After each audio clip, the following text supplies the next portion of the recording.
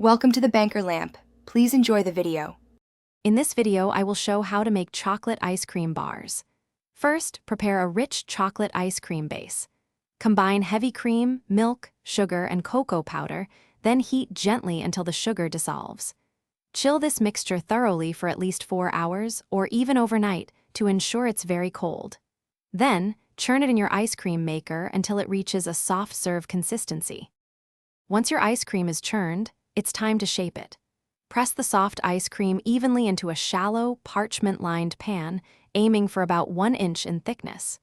Carefully insert wooden sticks into the ice cream, spacing them out evenly.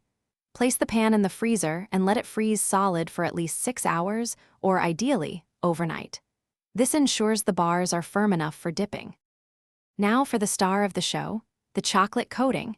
Gently melt about 12 ounces of good quality chocolate with 2 tablespoons of coconut oil. You can use a double boiler or microwave in short bursts. Stir until the mixture is completely smooth and glossy. Let it cool slightly to room temperature.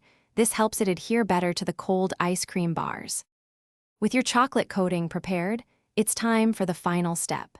Remove the frozen ice cream slab from the freezer and cut it into individual bars. Quickly dip each bar into the cooled chocolate mixture, ensuring it's fully coated.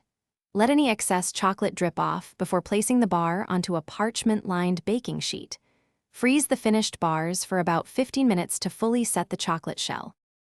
Thanks for watching. If this was helpful, leave a like and consider subscribing. See you next time.